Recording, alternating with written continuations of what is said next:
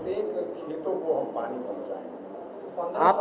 आप एक बात समझिए, नीतीश कुमार जी 2015 में लालू जी भ्रष्टाचारी नहीं थे, है ना।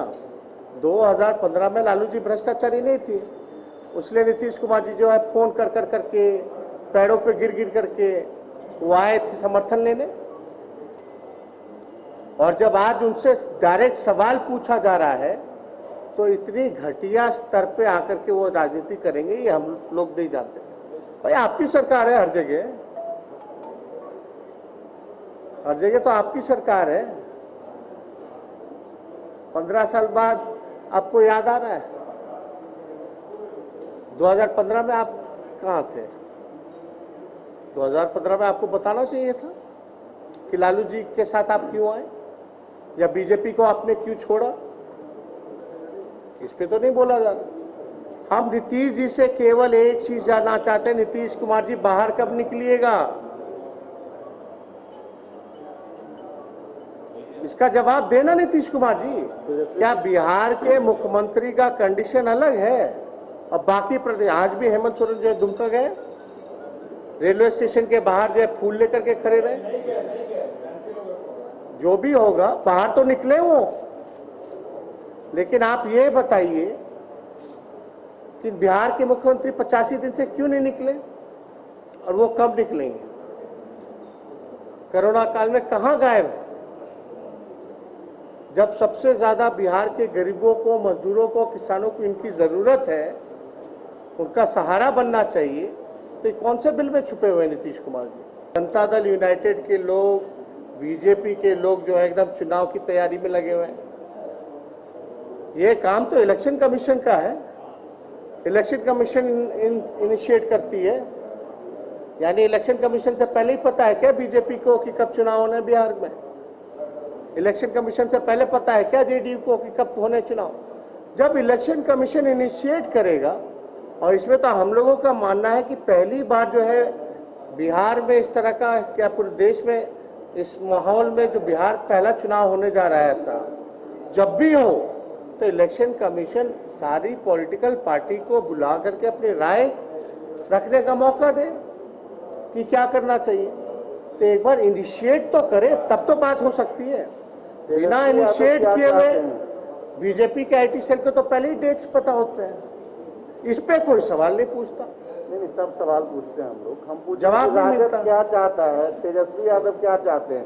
समय पे चुनाव हो, जैसा संक्रमण ये इलेक्शन कमीशन को हम बताएंगे, ये इलेक्शन कमीशन को हम बताएंगे, लेकिन सरकार को पहले स्पष्ट करना चाहिए ना कि बिहार में क्या स्थिति है।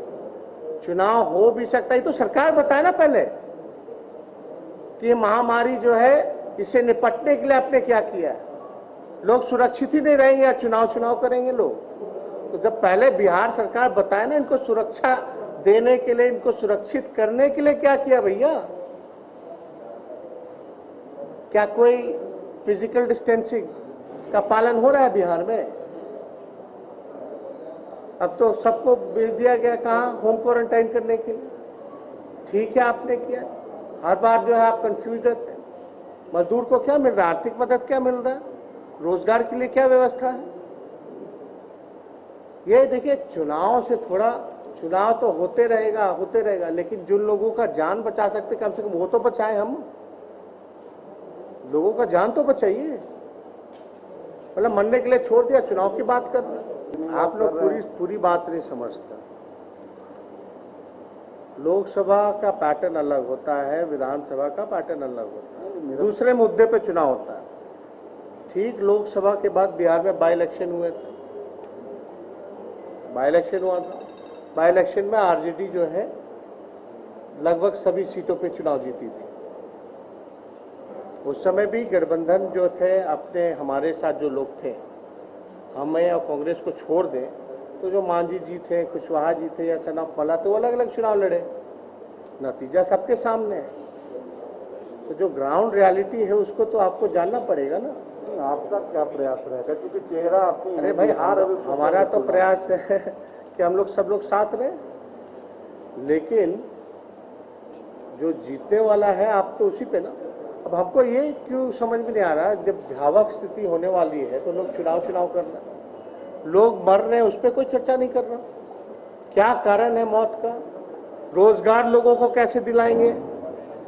मतलब सत्ता में जो लोग बैठे हैं उनको अपना सत्ता का भूख मिटाना है, गरीब का भूख नहीं मिटाना। तो आप बीजेपी जो है पहली ऐसी पार्टी है विश्व की जो मौतों पे जश्न मना रही है। देश की विदेश की सबसे बड़ी पार्टी होने के नाते जो दावा करती है वो मौतों का जश्न मना रही है, तो उनके लिए क्या कर रहे हैं वो मजदूरों के लिए?